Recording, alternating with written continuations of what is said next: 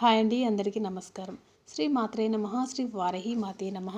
అమ్మవారి అనుగ్రహం మీ మీద, మీ కుటుంబం మీద ఉండాలని మనస్ఫూర్తిగా కోరుకుంటూ ఉన్నాను. అమ్మవారి గురించి ప్రతి ఒక్క వీడియోలు నా ఛానల్లో ఉన్నాయండి, తప్పకుండా చూడండి. బహుళ అమావాస్య ప్రత్యేకత, అసలు ఈ అమావాస్య ఎందుకింత ప్రాచుర్యం పొందింది, అసలు ఈ పూర్తి కథ ఏమిటి, ఈ బహుళ అమావాస్య ఎవరైనా చేసుకోవచ్చా లేదంటే ఈ వ్రత విధానం ఎలా ఉంటుంది, ఎప్పుడు చేసుకోవాలి, ఏ విధంగా చేసుకోవాలి అనే దాని గురించి పూర్తి వీడియో చివరి వరకు చూడండి. హిందూ ధర్మశాస్త్రం ప్రకారం ప్రతి వ్రతం నోముకు ఒక కథ ఉంటుంది. నియమ నిష్ఠాలతో భక్తి శ్రద్ధలతో ఈ వ్రతం పూర్తి చేసుకున్న తర్వాత వ్రత కథను చదువుకొని అక్షింతలు వేసుకుంటేనే వ్రతం సంపూర్ణంగా పరిపూర్ణమై వ్రత ఫలం దక్కుతుందని శాస్త్రవచనం. అంటే అలాగే పొలాల అమావాస్య పూజ చేసుకున్న తర్వాత వ్రత కథను చదువుకోవాలి. లేదంటే పొలాల అమావాస్య కథ, బహుళ అమావాస్యకు చాలా ప్రత్యేకత ఉంటుంది. అసలు ఈ అమావాస్య ఎందుకు ఇంత ప్రాచుర్యం పొందింది అంటే ఈ కథ చివరి వరకు చూడాల్సిందే. ఈ బహుళ అమావాస్య పెళ్ళి అయిన వారు, పిల్లలు లేనివారు ఖచ్చితంగా చేసుకోవచ్చు. ఈ వ్రతం ఏ విధంగా చేసుకోవాలి, ఎలా చేసుకోవాలి, ఎప్పుడు చేసుకోవాలి అనేది ఈ వీడియోలో చివరి వరకు చూడండి, మీకే అర్థమవుతుంది. ఈ యొక్క వీడియోను మీ ఫ్రెండ్స్కు, రిలేటివ్స్కు కూడా షేర్ చేయండి. హిందూ ధర్మశాస్త్రం ప్రకారం ప్రతి వ్రతం నోముకు ఒక కథ ఉంటుంది. అలాగే ఈ నోముకు కూడా ఒక కథ ఉంటుంది. నియమ నిష్ఠాలతో భక్తి శ్రద్ధలతో ఈ వ్రతం పూర్తి చేసుకున్న తర్వాత వ్రత కథను చదువుకున్న లేదంటే విన్న అక్షింతలు వెంటనే నెత్తి మీద వేసుకుంటేనే సంపూర్ణమైన వ్రత ఫలం దక్కుతుంది. అలాగే పొలాల అమావాస్య రోజు పూజ చేసుకున్న తర్వాత వ్రత కథ చదివినా లేదంటే విన్నా కూడా అక్షింతలు నెత్తి మీద వేసుకోవాలి. సకల సంతాన సమస్యలకు పొలాల అమావాస్య వ్రతం ఖచ్చితంగా చేసుకోవచ్చు. ప్రతి ఒక్కరికి సాధారణంగా నిత్య జీవితంలో ఎన్నో నమ్మకాలు ఉంటాయి. అలాంటి నమ్మకాలలో అమావాస్య ఒకటి. పౌర్ణమి, పండుగ, గ్రహణం, చావు, పుట్టుక, మడి, మైల ఇలాంటివన్నీ ఉంటాయి. అలాంటి నమ్మకాలలో చాలా శక్తివంతమైనది అమావాస్య. అమావాస్య అనగానే చాలామంది మనసులో ఒకానొక నెగిటివ్ ఆలోచన వస్తూ ఉంటుంది. అయితే శ్రావణ మాసంలో వచ్చే బహుళ అమావాస్య మాత్రం ఎంతో ప్రత్యేకతమైనది. ఈ శ్రావణ మాసంలో వచ్చే బహుళ అమావాస్యను పొలాల అమావాస్య అని కూడా పిలుస్తారు. పెళ్ళి అయ్యి చాలా కాలం గడిచిన పిల్లలు పుట్టని వాళ్ళు ఈ పొలాల అమావాస్య రోజున వ్రతం చేసుకుంటూ ఉంటారు.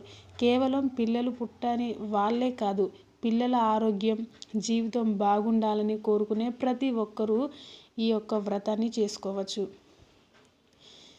అసలు ఈ వ్రతం ఎందుకింత ప్రాచుర్యం పొందింది అంటే పూర్వం ఒక పిల్లల మర్రి అనే గ్రామంలో ఒక పండితుడు ఉండేవాడు. అతడు స్మర్త తెగకు చెందినవాడు. అతనికి 7 కొడుకులు ఉండేవారు. అతనికి అందరికీ పెళ్ళిళ్ళు అయ్యాయి. కానీ వారిలో చివరి కొడుకుకు తప్ప మిగిలిన 6 మంది కొడుకులకు పిల్లలు పుట్టరు. చివరి కోడలు గర్భవతి కావడం, ప్రసవంలో బిడ్డ చనిపోవడం వంటివి జరుగుతూ ఉంటాయి. అలా ఆమె 6 సార్లు గర్భవతి అయ్యి పిల్లలను పోగొట్టుకుంటూ ఉండేది. అయితే ఆమె అలా వరుసగా పిల్లల్ని కోల్పోవడం వల్ల ఆ ఇంట్లో మిగిలిన కోడళ్లకు చివరి కోడలి మీద చాలా కోపంగా ఉండేది. ఆమె వల్ల తాము ప్రతి సంవత్సరం పొలాల అమావాస్య వ్రతం చేసుకోలేకపోతున్నాం అనే కోపం వల్ల మనసులో బాగా పెరిగిపోతూ ఉంటుంది. చివరి కోడలు మళ్ళీ గర్భవతి అయింది.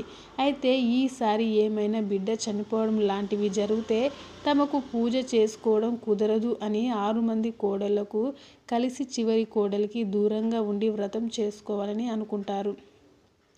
అయితే చివరి కోడలు సరిగ్గా అమావాస్య రోజు బిడ్డను కనింది. కానీ ఆ బిడ్డ పుట్టగానే చనిపోయాడు. ఆమె ఏమీ చేయలేక అలా బిడ్డ చనిపోయిన విషయం తెలిస్తే తనకు తోడి కోడలు తనని తిడతారనే భయంతో విషయం చెప్పకుండా చనిపోయిన బిడ్డను గదిలో దాచిపెట్టి చీరను ఒక మూటగా చుట్టి దాన్ని తన కడుపు భాగంలో పెట్టుకొని నిండు గర్భవతిలా తన తోడి కోడల దగ్గరకు వెళ్ళి తాంబూలం తీసుకొని తిరిగి బిడ్డను దాచిన గదికి వస్తుంది. అప్పుడు చనిపోయిన బిడ్డను తీసుకొని గతంలో చనిపోయిన తన బిడ్డలను పూడ్చిపెట్టిన చోటుకు వెళ్ళి అక్కడే ఆ బిడ్డను పూడ్చిపెట్టి అక్కడే బాగా ఏడుస్తూ కూర్చొని ఉంటుంది. ఆ సమయంలో గ్రామ దేవత అంటే పొలాలమ్మ అటుగా వెళ్తూ ఏడుస్తున్న ఆమె దగ్గరకు వెళ్ళి ఎందుకు ఏడుస్తున్నావని అడిగింది. అప్పుడు ఆమె పొలాలమ్మ దేవతతో జరిగిన విషయాలు అన్నీ చెప్పుకొని ఎంతో బాధపడిందట. అప్పుడు అంతా విన్న పొలాలమ్మ దేవత ఆమెతో ఇలా అన్నదట, ఏడవకు, నీ పిల్లలు చనిపోవగానే నువ్వు ఎక్కడ పూడ్చిపెట్టావో అక్కడికి వెళ్ళి వాళ్లకు నువ్వు పెట్టాలనుకున్న పేరును ఒక్కసారి పిలువు అని చెప్పి మాయమైపోతుందట. అప్పుడు వెంటనే ఆమె తన బిడ్డల సమాధుల దగ్గరకు వెళ్ళి పేర్లు పెట్టి పిలవగానే సమాధులలో ఉన్న పిల్లలు లేచి ఆమె దగ్గరకు వచ్చారట. అప్పుడు వాళ్ళని అలా చూడగానే ఆమె ఎంతో సంబరపడి వాళ్ళను ప్రేమగా హత్తుకొని తర్వాత వాళ్ళను వెంటబెట్టుకొని తన తోడి కోడల దగ్గరకు వెళ్ళి జరిగిన విషయం మొత్తం చెప్పగా వాళ్ళందరూ సంతోషించి పొలాలమ్మ దేవత శక్తిని గుర్తు చేసుకొని అప్పటి నుండి మరింత భక్తిగా పూజ చేసుకోవడం మొదలుపెట్టారట. అయితే ఈ వ్రతాన్ని పెళ్ళై చాలా కాలం గడిచిన పిల్లలు పుట్టని వాళ్ళు, పిల్లలు ఉండి ఆరోగ్యం సరిగా లేనివారు, జీవితం ఎలాంటి సమస్యలు రాకుండా ఉండడానికి ఎవరైనా ఈ వ్రతం చేసుకోవచ్చు. ఈ వ్రత విధానం ఎలా అంటే పూజ ప్రాంతాన్ని శుభ్రంగా అలికి ముగ్గులు పెట్టి ఆ ప్రదేశంలో కంద మొక్కను ఉంచి దానికి పసుపు కొమ్మును కట్టి ముందుగా విఘ్నాలను తొలగించే వినాయకుడికి విధిగా పూజ చేసుకోవాలి. తర్వాత మంగళ గౌరి దేవిని లేదా పిల్లలకు పూజిస్తారు కాబట్టి సంతాన లక్ష్మిని కానీ కంద మొక్కలోకి ఆ దేవతను ఆవాహనం చేసుకోవాలి. ఆ తరువాత షోడశోపచార పూజ చేసుకోవాలి. ఈ పూజలో 9 సంఖ్యకు విశిష్టమైన స్థానం ఉంటుంది. అందువల్ల 9 పూర్ణాలు, బూరెలు, 9 గారెలు, 9 రకాల కూరగాయలతో చేసిన పులుసులను అమ్మవారికి నైవేద్యంగా సమర్పించుకోవాలి. తర్వాత అక్షింతలు చేతిలో పట్టుకొని పొలాల అమావాస్య వ్రత కథను చదువుకున్నా లేదంటే విన్నా అప్పుడు చేతిలో అక్షింతలు తల మీద వేసుకోవాలి. తర్వాత చుట్టుపక్కల ఉండే ప్రాంతాలలో ఒక పెద్ద ముత్తైదును పిలిచి దేవుడి దగ్గర పెట్టమని పూర్ణాలు, బూరెలతో 9 వంటివి ఆ పెద్ద ముత్తైదువుకు తాంబూలంలో ఇచ్చి కంద మొక్కకు దగ్గర తోరల్లో ఒకదాన్ని కంద మొక్కగా కట్టి మరొకదాన్ని ముత్తైదువుకు ఇచ్చి మరొకదాన్ని వ్రతం చేసుకున్న మహిళ మెడలో వేసుకోవాలి. ఈ వ్రతాన్ని పూర్తి చేసుకుంటేనే సకల సమస్యలు తీరిపోతాయి. అసలు పిల్లలు ఎందుకిలా మరణిస్తున్నారని తెలుసుకోవడానికి తన ఈ దుస్థితికి ఆ బ్రాహ్మణ స్త్రీ ఎంతో బాధపడేదట. గ్రామదేవత పోచమ్మను ఆశ్రయించి తన పూర్వ జన్మలో ఏదో పాపం చేసింది కాబట్టే తనకు పుట్టిన బిడ్డలు ప్రతిసారి చనిపోతున్నారని బాధపడేదట. అప్పుడు ఆ పోచమ్మ తల్లి ఆ బ్రాహ్మణ స్త్రీ పట్ల కరుణతో, ఓ బ్రాహ్మణమ్మ, గత జన్మలో పొలాల అమావాస్య రోజు నీవు పేరంటానికి ముత్తైదువులు రాకముందే పిల్లలు ఏడిస్తే ఎవరూ చూడకుండా పాయసం, గారెలు పెట్టావు. అందుకే మీకలా జరిగింది. పులుపు, తీపి సరిపోయిందో లేదో అని వండిన వంటలు రుచి చూశావు. ఆచారాన్ని పాటించకుండా అమంగళం చేశావు నీవు. అందుకే నీ బిడ్డలు పుట్టిన కొంత సమయానికే మరణిస్తున్నారని ఆ పోచమ్మ తల్లి చెప్పిందట. అయితే తాంబూలం ఏ విధంగా ఇవ్వాలి అంటే పూజ పూర్తయిన భోజనం చేసిన తర్వాత ముత్తైదులకు దక్షిణ తాంబూలం ఇచ్చి నమస్కరించుకోవాలి.